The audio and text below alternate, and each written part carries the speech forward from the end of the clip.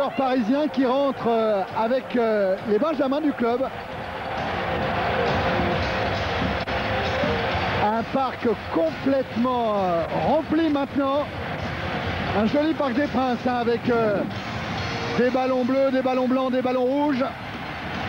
Et là, des joueurs qui doivent là avoir le petit pincement au cœur, Benoît. Hein. Ah ouais, là, ça doit... Au niveau du cœur, on doit sentir les sensations. Et je crois que bon, ils ont hâte que ça commence, certainement. Voilà, Leonardo qui était venu pour connaître des grands événements en France. La terre qui accueillera la Coupe du Monde dans 1 an et demi. Là, il est servi, il est au milieu du chaudron. Pas au classement, Marseille est une équipe de coups. Souvenez-vous de la rencontre contre Monaco au Stade Vélodrome. On disait Marseille en perdition et dès la première minute, hein, Claude, Xavier Gravelaine, il avait redonné l'espoir à toute une ville. Hein. C'est parti.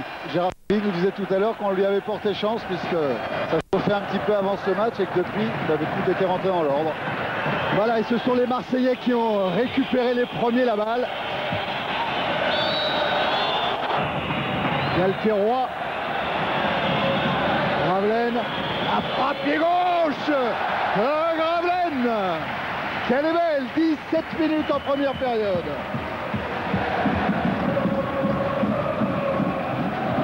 Elle frappe, hein.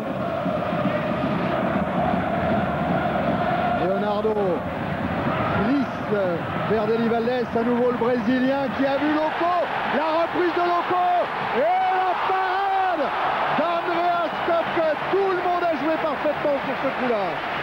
Tout a été parfait, mais peut-être, hein, si on veut être véritablement un esthète, on va voir sur ce ralenti, peut-être que Patrice Loco peut prendre le risque de la reprise de volée là, parce qu'il a quand même un angle pas très important, mais il peut prendre le risque. Gerino. Allez, l'arbitre va laisser l'avantage, il a raison pour Guérin qui a lancé Patrice Loco. Et la frappe, elle a été déviée, non? Mais Köpke est attentif.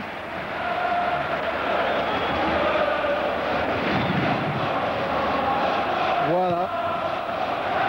Allez, passe les sessions. 3 de suite. 3 Marseillais qui sont venus entourer Leonardo. Et Leonardo, on va le retrouver, il n'est pas signalé hors jeu. Il essaye de servir Loco, c'est fait. À nouveau Leonardo, pied gauche. Au-dessus de la transversale.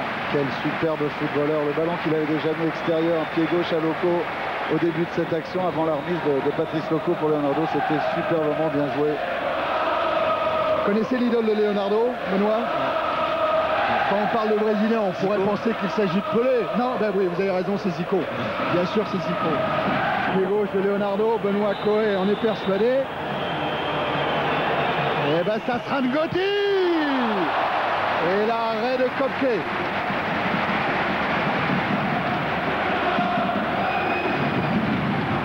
Ils vont se mentir, Benoît.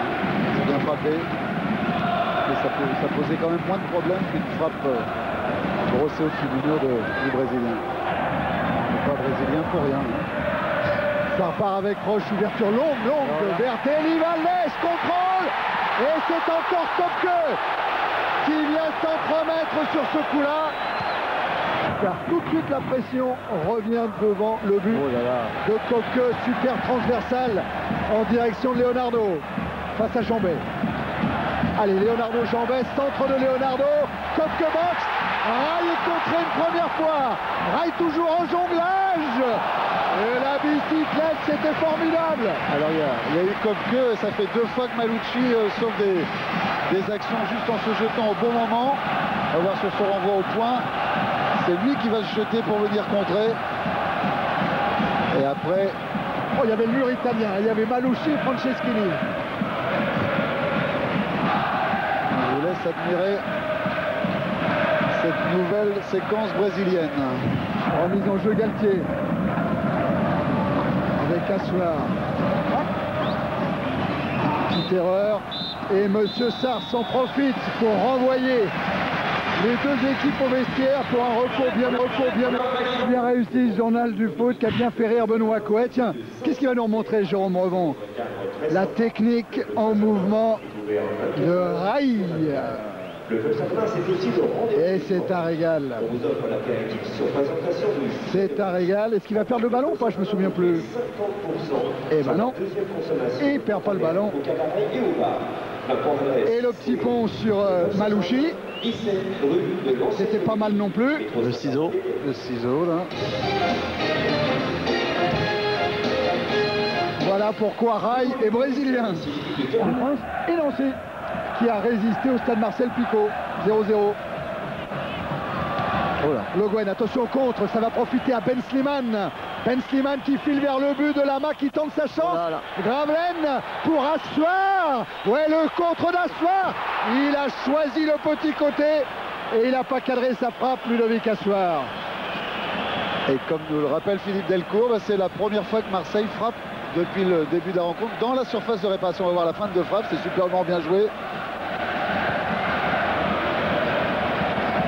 Et il garde cette balle dans le petit filet, le travail à long terme. Bien. Avec Algerino de la tête, il a essayé de prolonger. Bonjour. Et voilà l'entrée de Nicolas Anelka. Un dernier mot de Ricardo.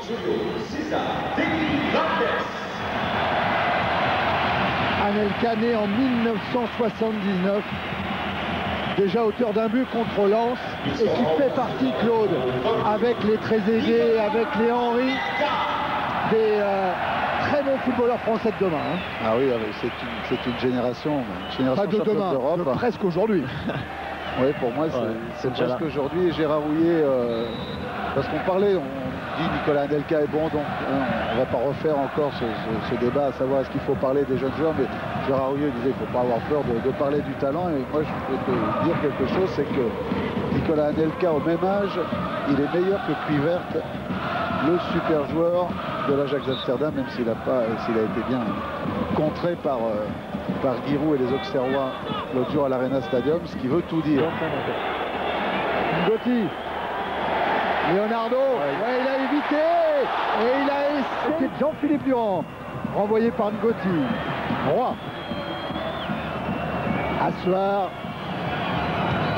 Centre de Assoir. Libra, que c'était bien fait. Ah, il a bien marqué son entrée par ce contrôle en pivot et frappe de volée pied gauche. Le Guen. Leonardo. Leonardo toujours qui a éliminé Libra. Essaye de faire la même chose avec Assoir, avec 3. Il avait éliminé 3 Marseillais, il va obtenir un coup franc. Leonardo. Roche. Algerino. Chercher Anelka. Et coup de sifflet final. Lève les bras les Marseillais. Monsieur Sars, les Marseillais peuvent lever les bras. Gérard.